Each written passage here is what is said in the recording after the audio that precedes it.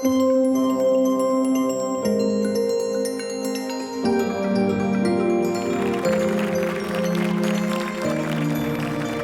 begin, I'd like to recognize and thank our program sponsors, the Anthony and Kiko Greenberg Foundation and KCCT, who this year will be celebrating 40 years of enduring design.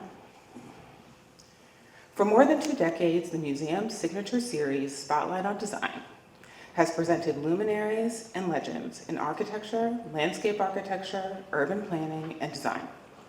Spotlight on Design celebrates the creative work and unique journeys of the voices that shape and characterize our built environment. For tonight's talk, I am thrilled to introduce Nina Cooke John. The founding principal of Studio Cooke John, Nina's multidisciplinary practice resurrects and recenters narratives that are often erased in the telling of the story of a place and its people. Her work has been featured in Architectural Record, Madam Architect, the New York Times, Dwell, NBC's Open House, the Center for Architecture's 2018 exhibition Close to the Edge, The Birth of Hip Hop Architecture, and PBS NewsHour Weekend. Nina earned her bachelor's of architecture degree from Cornell University and a master's in architecture from Columbia University, where she now teaches. It is my enormous pleasure to welcome Nina to the National Building Museum.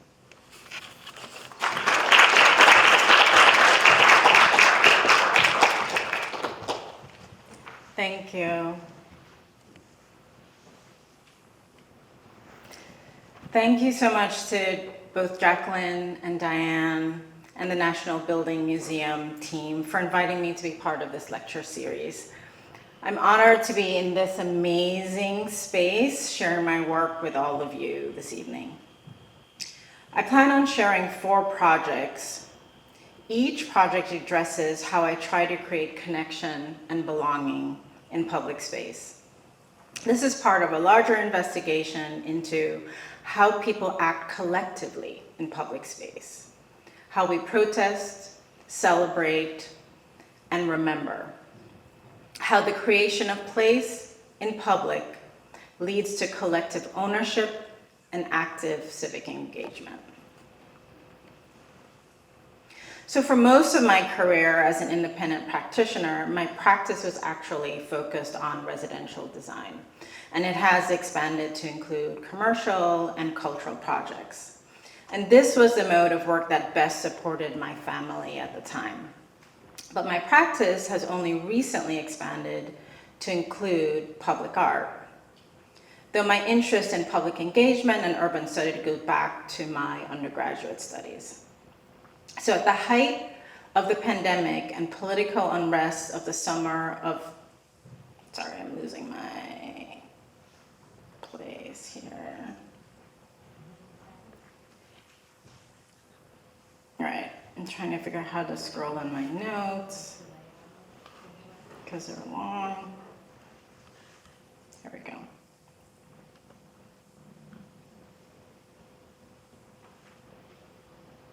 There we go. So at the height of the pandemic and political unrest of the summer of 2020, my first public art installation was realized. Point of Action was commissioned in July of 2020 by the Van Allen Institute and the 23rd Street bid. Installed in the Flatiron public plazas, issues of visibility, invisibility, and belonging were an important part of the critical exploration of the project. In New York City, people from all different backgrounds, racial, cultural, and socioeconomic, rub shoulders daily, on the subway and in the streets, but never make eye contact. We sit next to each other, but we have no idea of the issues that affect us day in and day out. It took a pandemic for long-standing issues like the sheer numbers of students dependent on school lunches for regular meals and the value of essential workers to be revealed. It also took a pandemic to reinforce the value of public space for connection and protest alike. The critical question for me throughout the design process was, how can we see each other and how can we be seen?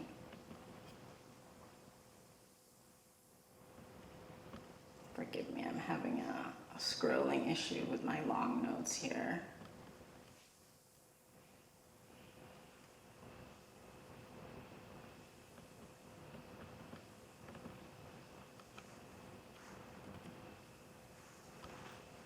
Working with collage and physical models is an important part of my process, as all my work is ultimately a form-making exploration in the service of public engagement.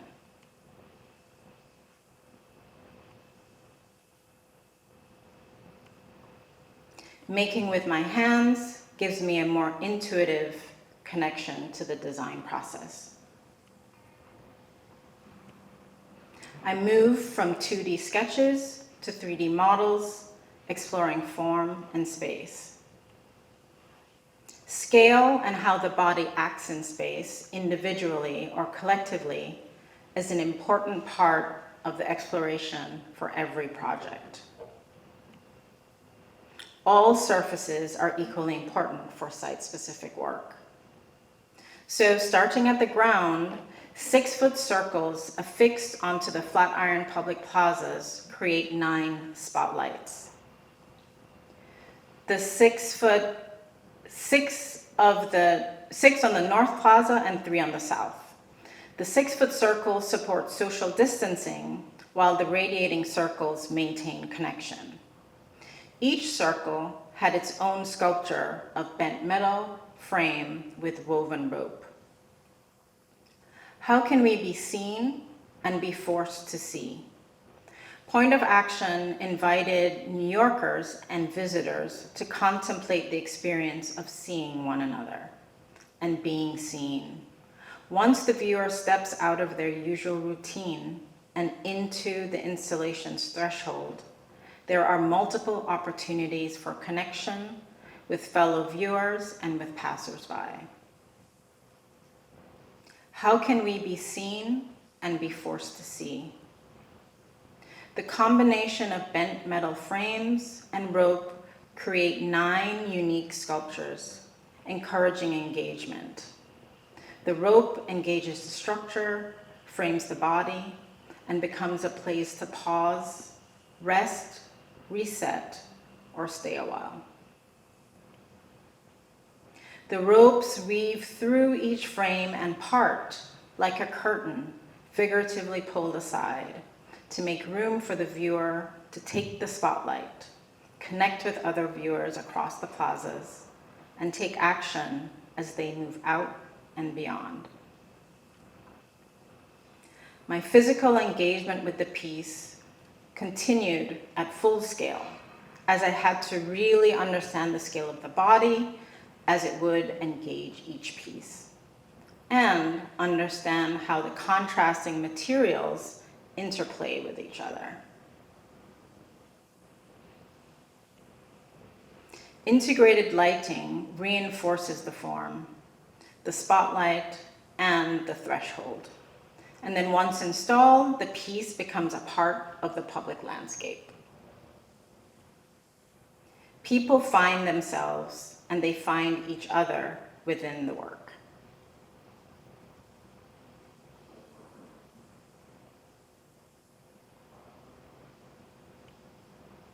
We commissioned a dance troupe to activate the pieces on opening night with improv movement and engagement. However, the beauty of work that has a life in public space is that people will engage with it however they want to.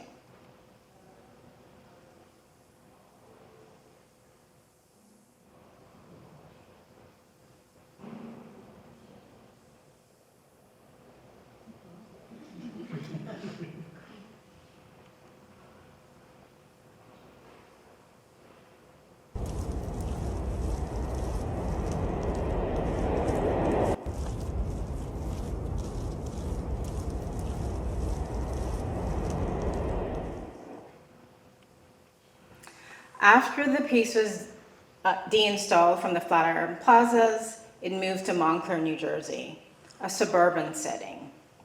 It spent about 4 weeks here enjoying a very different kind of life, and then it is now on view at the Resurrects project, which is along the Harlem Valley Rail Trail, again in a much different setting than the one for which it was initially conceived. So it moved from very urban to suburban and is now in a very rural setting. But it is viewed not only from the kind of grassy knoll where it is right here, but as a train, when you're in the train and passing along in this rail trail. So Shadow of a Face was my response to the open call for a new monument to Harriet Tubman in Newark, New Jersey, to replace the statue to Christopher Columbus that had been removed in the summer of 2020. But before I discuss this project, I want to give a bit of context to describe the questioning of what monuments are and should be that had already been going on in Newark before my response to the call began to take shape. Now, I only became aware of the full history of the process much later in my own process after it had been commissioned.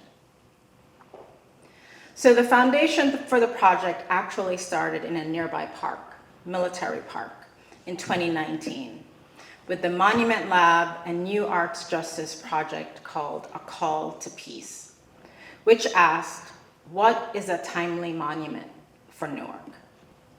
So the project invited artists to imagine alternative monuments and monuments that go beyond celebrating acts of war. Military Park's Wars of America monument, built in 1926, was built by sculptor Gutzon Borglum. Borglum is famed for creating Mount Rushmore and also having ties to the Ku Klux Klan.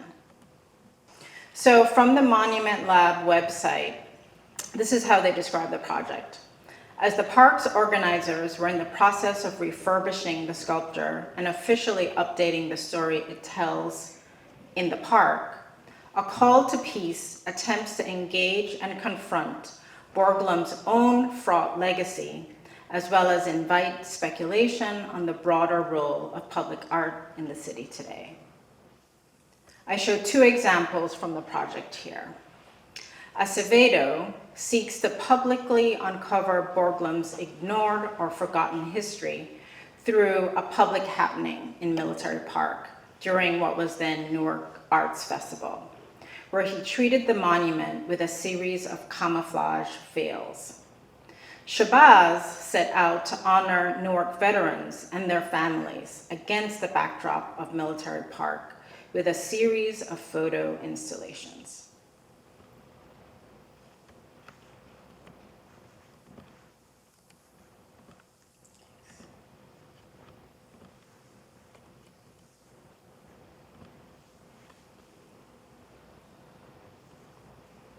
In June of 2020, amidst calls for taking down physical celebrations of oppressors across the world, a group of Newark residents met in what was Washington Park to celebrate the removal of the statue of Christopher Columbus that had stood there for decades.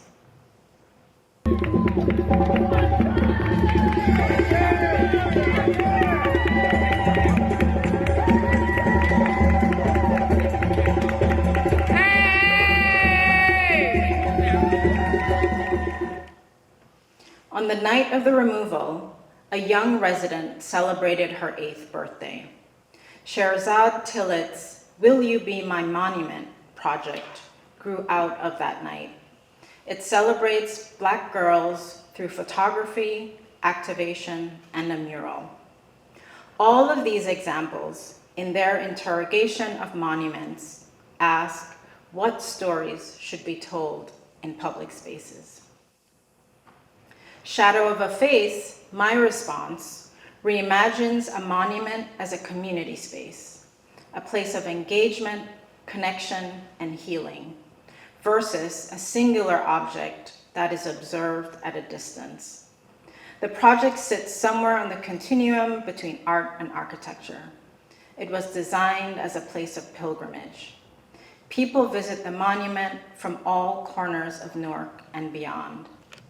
They come to learn about Harriet Tubman and to connect with her legacy, while in the process connecting with their own liberation stories and the stories of people in their community. When people come, they find a place that is welcoming, with benches that encourage them to sit and stay. In addition to a place of learning, it also becomes a community space of connection, performance, and potentially a space of protest as political engagement. It was important that Harriet Tubman's profile in the monument be larger than life. She needs to be seen from far away. She needed to be elevated to her rightful place of honor as we give due praise to her achievements. Her profile is rotated and repeated, representing the different ways in which her courage presented itself, not only as a conductor in the Underground Railroad, but also as a Union spy, cook, suffragette, and humanitarian. However, though we lift her up in the monument, we also connect with her as her face appears at eye level. We see our face in hers. I usually work with abstract forms, but this monument demanded figurative representation. Shifted arcs generate interlocking spaces and layered levels of engagement, with seamless transitions between them along a labyrinthine path. Benches are integrated both at the inner spaces and at the periphery, promoting contemplation while moving or when stationary. The weight of the concrete grounds the monument, and the light steel frame of the central figure and trellis defines space while maintaining transparency, further contributing to the layering of views and spaces. The monument projects itself beyond the immediate site to the larger park and to the city beyond. The effect is a feeling of sitting in the presence of history while contemplating future action. It is a space where people see their own stories reflected back to them. The monument is a place of collective memory, collapsing ideas of liberation across space and time. The approach was one of bifurcating the notion of a singular heroic figure into a more complex understanding of the life of a woman and the network that supported her. The monument sits in what has been renamed Harriet Tubman Square, which is still the home to several other statues, so it needed to claim space. A space where Harriet Tubman's monumental, larger-than-life story expands to include those of Newark's Underground Railroad, and the stories of the people in Newark that were collected during workshops held across the city. We went across the city and had these workshops asking people not only who they are and how long they've been a part of Newark, but what liberation means to them. I'm 32 years old, and now I've been living in Newark for 2 years now. I'm 57 years old. I've been living in Newark for a year now. I've lived all over the United States, but this is the first place I feel like I'm home. And I was born and raised in South Carolina. Cory Booker. Cory Booker attracted me to Newark. I am 54 years old or young, and I have been living in Newark for 15 years, I believe. And I'm from Newark. I grew up in Newark, and no matter where I go, I always end up back in the home place. I'm 70 years old. The stories are embedded in the monument, both in the mosaic of tiles as well as in the audio projected by speakers embedded throughout. People come and connect to the stories and make new stories of their own. The stories support a sense of ownership as they activate the space. The monument is integrated into the daily life of the park. The layered spaces created by the transparency and multi-dimensional shifting of the arcs allow for multiple readings and varying degrees of engagement. The multisensory experience allows for engagement of different kinds. Not all of the information reveals itself at once.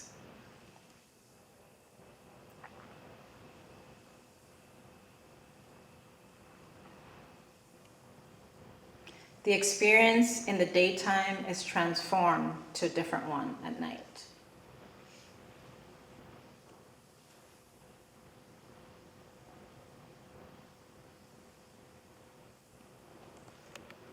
Now, this next project was commissioned by Marriott in Bethesda. They did a new headquarters, and there was a courtyard between the new headquarters building and the new hotel. And this was in honor of Arne Sorensen, who had died a few years before and was one of their CEOs. And so I was struck in doing the research about this man, I was struck by this duality of traits that made up what was really a greatly honored and loved person. The strength and the humility, the leader and the servant, the incredibly respected man who was also committed to equality and social justice. This duality is a foundation for the concept of the embrace. The duality is explored in both the form and the materials, grounded in the plaza with the heavier base that supports an organic form that sweeps up and glides as it reaches upwards between the two buildings. So the more angular exterior of each of the four legs is fabricated in painted galvanized steel, and then polished brass ribbons sweep up and over each other, creating a clear contrast between the grounded base and become these organic heads. I put it in quotation marks. The heads lean forward and tilt, suggesting the beginning of an embrace. The embrace of different people, cultures, and ways of life that Arne Sorensen promoted. They move slightly with the wind, creating a dynamic sculpture.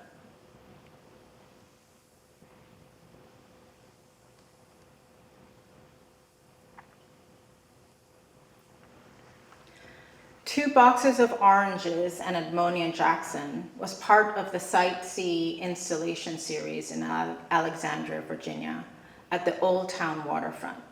It just closed there in this past November. While doing research, I found out about the remains of the ships found both at the Hotel Indigo site in 2015 and the Robinson Terminal site in 2018. I was fascinated both by the remains of the wreck itself, its form and texture, and by the archaeological dig as a site of layered information that is exposed bit by bit through excavation. We don't see it all at the same time. Bits of information get exposed the more you dig. It's like opening up a window into a past time. The 18th century ships found in Alexandria remind us of its deep history. I want us to remember that this history is layered. Again, the design process explores the formal language of excavation and revealing through a language of peeling.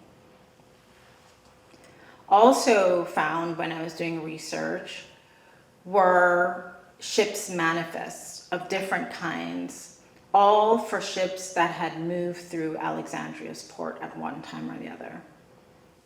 The ships of the waterfront carried varying cargo, including tobacco, molasses, rum, and limes. Also the enslaved, who were traded as part of the transatlantic and domestic slave trades. Including the text of the cargo was an important part of the layering of form and information in the installation, as a critical part of revealing the complex history that makes up Alexandria. The intent is to engage visitors with the history being unearthed. Layered text is inscribed on the ground: herring, coconuts, gin, Jane Taylor, female, 5'2".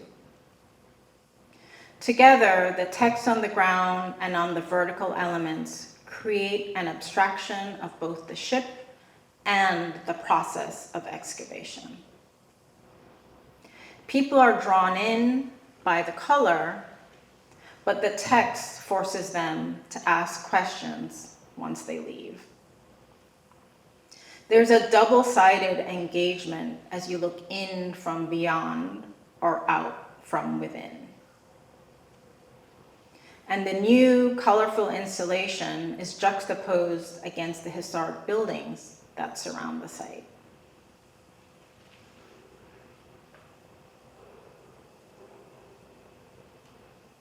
And against the natural backdrop of the park and of the water.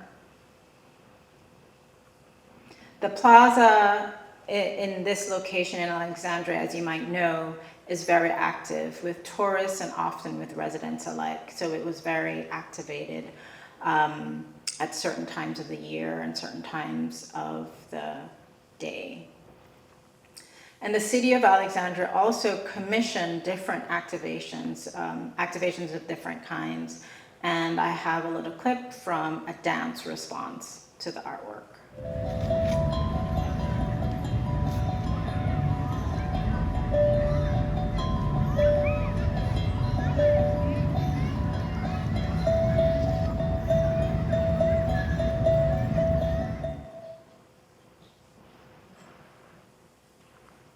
So this last project that I'm about to discuss is actually in fabrication right now. It's for a project that is in what is called the U City Square in Philadelphia, and it will be installed in the late spring.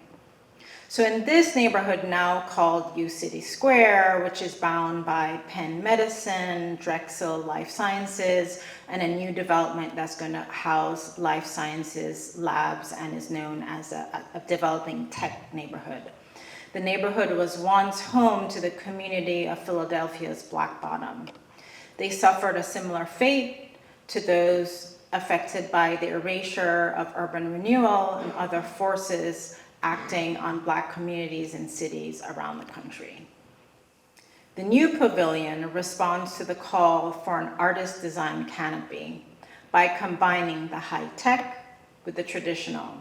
So mashing up the past and the future with this Afrofuturist intention of looking to the past to dream ourselves in the future. So if this was to be a high-tech, forward-looking neighborhood, really understanding that we can't forget what it had been in the past.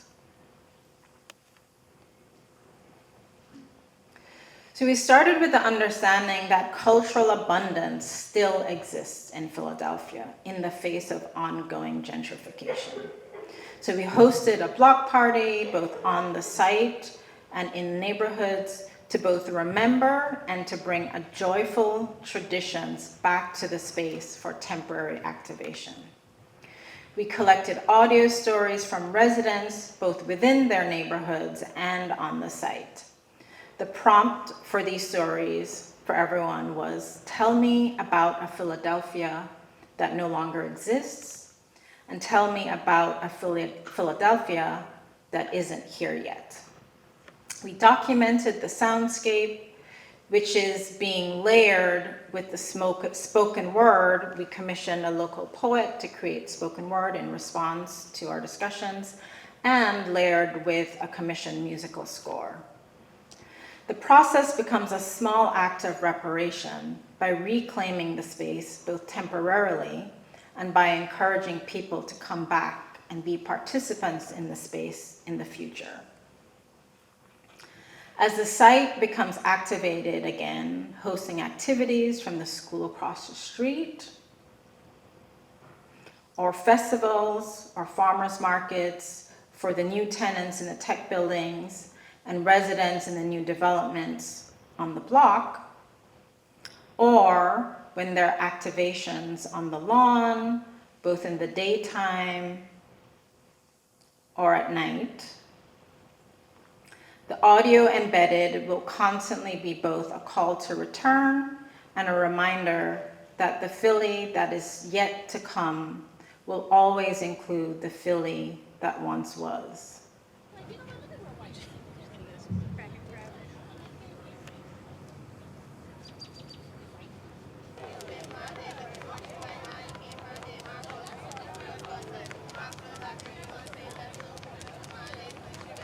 I like the idea of not having to choose between the past and the future, right? Talk about it, yep. The idea that we are all living in this continuum, whether it's the visible experience of the continuum or the artifacts.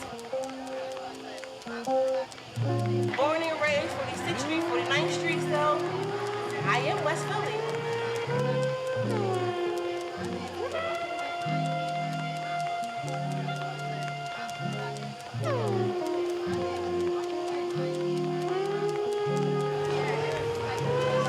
Came here to jump some double dutch, and that's what we gonna do. Shout out to Burrito Feliz on the tacos and the watermelon juice. It was really good. We out here to have some fun. Oh. Yummy popsicles. And we have some inspiration. So here are some pictures from the Black Bottom. Cool. Feel free to look through. Falling in love.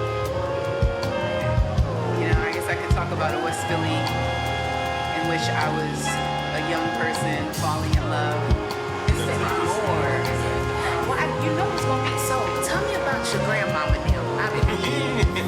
We knew it was gonna be this. We talked about this. We talked about this. This is so much. Aren't you Cooke and them When people? I came to West Philly, I got that experience of living on a block with different characters of people. Right. So there's a whole block of people at 43rd Street that I remember. I don't always know. So there's a remember all their score of names. 6 different pieces that will play at intervals like once a day over Celebrating the course 32 of the years week, and of then keeping the kids full off the score, streets. which will be 20 minutes on special years. Born in Philly. Born in Philly. Born in Philly. Raised in Philly. Born in Philly. Raised in Philly.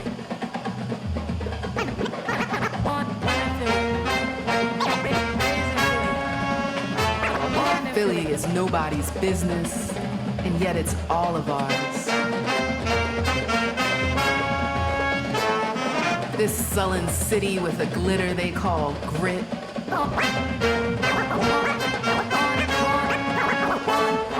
And an ego that explodes sometimes, even everclear.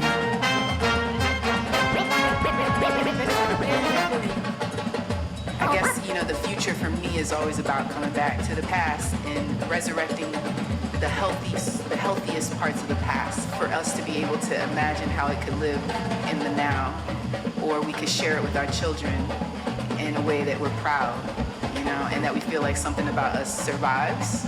Yeah. Something about our ancestors survives. Living, growing up, working down the bottom. Philly. Philly. Thank you.